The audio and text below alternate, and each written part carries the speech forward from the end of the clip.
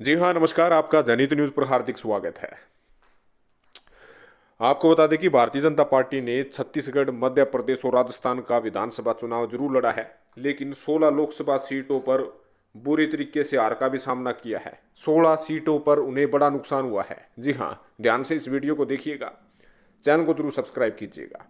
जैसे कि आपको पता है कि राजस्थान, मध्य प्रदेश, छत्तीसगढ़ में भाजपा ने मोदी के चेहरे पर, मोदी के गारंटी पर और मोदी के नाम पर वोट मांगे थे और सरकार बनाने में कामयाबी हासिल की है।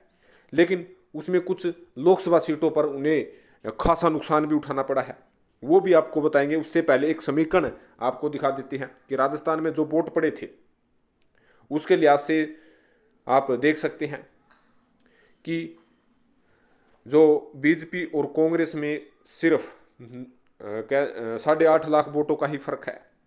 और मध्य प्रदेश में भी आप देख सकते हैं, और छत्तीसगढ़ में आप देख सकते हैं, तेलंगाना में भी आप देख सकते हैं, और मिजोरम में भी आप देख सकते हैं। तो कुल वोट ये देखिएगा, कुल वोट यानी मैक्सिमम वोट बीजेपी की तुलना में कांग्रेस का ज़्यादा है। कांग्रेस को वोट जो इन सभी राज्यों का मिला करके जो बनता है वो बीजेपी से करीब करीब 11 लाख वोट अधिक है। तो आप अंदाज़ा लगा लीजिएगा कि वोटों के हिसाब से कांग्रेस ने बाजी मारी है। और रही प्रतिशत की बात, तो ये देखिएगा कि राजस्थान में जो बीजेपी को 41.7% वोट आया तो कांग्रेस को 39.6। छत्तीसगढ़ में बीजेपी को 46.3% वोट आया तो कांग्रेस को 42.2। और मध्य प्रदेश में जहाँ कांग्रेस बीजेपी को 48.6 वोट प्रतिशत आया तो कांग्रेस को 40% वोट आया।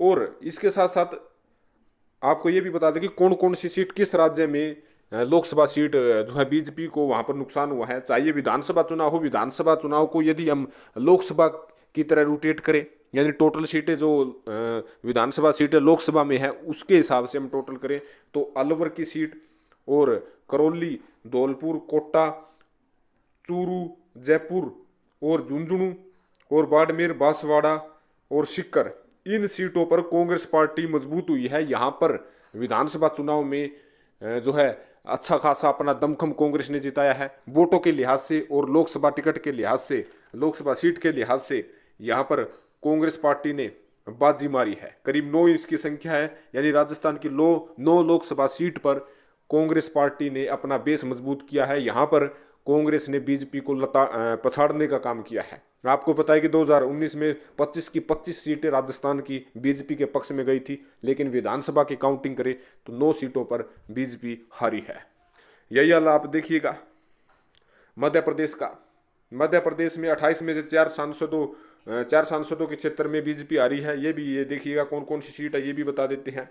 इसमें धार की सीट है, यहाँ पर कांग्रेस पार्टी अत्यधिक मजबूत हुई है और विधानसभा चुनाव में लोकसभा के हिसाब से बीजेपी को हराने का काम किया है। मंडला से, मुरैना से, रतलाम से, और ये आप देख सकते हैं। हालांकि मध्य प्रदेश में 29 सीट है, लेकिन एक सीट पर जो है अन्य भी ज़्यादा ताकतवर थे, न वो बीजेपी के पक्ष में गई न कांग्रेस के पक्ष में गई। इसलिए ये आप अंदाज़ा लगा सकते हैं कि जो मध्य प्रदेश में है वहाँ पर 4 लोकसभा सीटों पर कांग्रेस ने बाजी मारी है। वही छत्तीसगढ़ की बात करें तो छत्तीसगढ़ में 9 में से 3 क्षेत्रों में कांग्रेस को बढ़त मिली है। ये देख सकते हैं कांकेर की, जांजगीर चांपा की और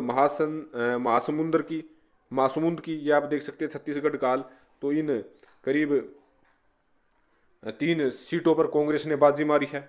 यानी ये मोदी के नाम पर वो जो है वोटिंग हो रही थी, तो लोकसभा चुनाव में भी मोदी के नाम पर वोट होगी। अगर विधानसभा चुनाव में करीब इन तीनों राज्यों की जोड़कर 16 सीटों का नुकसान जो है बीजेपी को उठाना पड़ा है, तो क्या लोकसभा चुनाव में भी जो जब आएंगे तो क्या बीजेपी को नुकसान होगा? तरह तरह के प्रश्न हैं, और इन प्रश्नों का जो जवाब भी आने वाला लोकसभा चुनाव ही दे सकता है। लेकिन इन सीटों पर कांग्रेस ने अपनी मजबूती बनाई है। धन्यवाद।